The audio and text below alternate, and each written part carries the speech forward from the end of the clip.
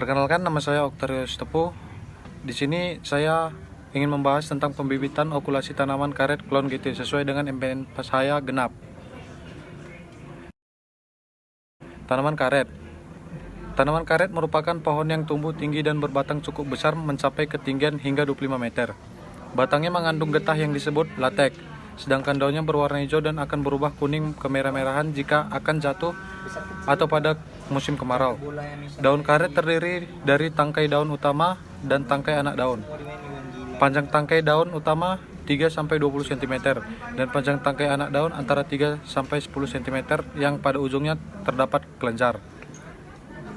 Okulasi merupakan salah satu teknik perbanyakan tanaman secara vegetatif dengan menempel mata tunas dari suatu tanaman kepada tanaman lain yang dapat bergabung atau kompatibel, yang bertujuan menggabungkan sifat-sifat yang baik dari setiap komponen sehingga diperoleh pertumbuhan dan produksi yang baik. Prinsip okulasi adalah penggabungan batang bawah dengan batang atas. Yang berbeda ada umur batang bawah dan batang atas yang digunakan sehingga perlu teknik tersendiri untuk mencapai keberhasilan okulasi. Faktor keberhasilan okulasi ada 4, yaitu faktor lingkungan, suhu, kelembapan, oksigen. Klon GT. Klon karet merupakan tanaman yang diperoleh dari hasil perbanyakan vegetatif maupun aseksual. Pada sampai saat ini, pembudidayaan karet merupakan klon yang berasal dari persilangan sebagai tetua terpilih yang diperbanyak secara okulasi. Masing-masing klon memiliki karakter agronomi yang berbeda seperti tingkat produksi, pertumbuhan sebelum dan sesudah lateks disadap, ketebalan kulit, kandungan karet kering, dan warna lateks serta ketahanan terhadap penyakit.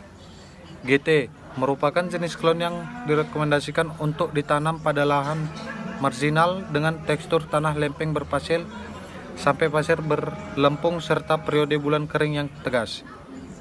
Cara okulasi tanaman terbagi menjadi 7. Yang pertama itu mempersiapkan batang bawah.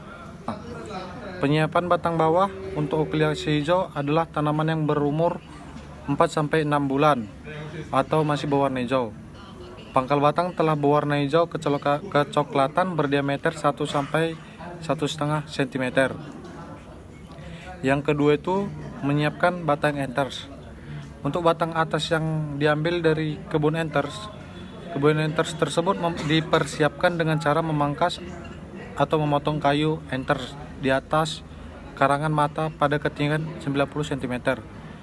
Pemotongan ini dilakukan pada kayu enters yang sudah berumur 1 tahun atau lebih.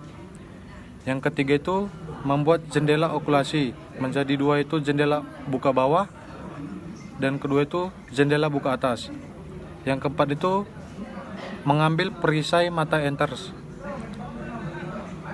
Pembuatan perisai mata enters dilakukan dengan cara memotong sekeliling mata tunas menurut ukuran jendela okulasi yang telah disiapkan. Kemudian irislah mata tunas beserta perisai dari kayu enters tadi, kemudian buka irisan tersebut jangan sampai bakal tunasnya terlepas. Yang kelima itu menempel dan membalutkan perisai mata enters.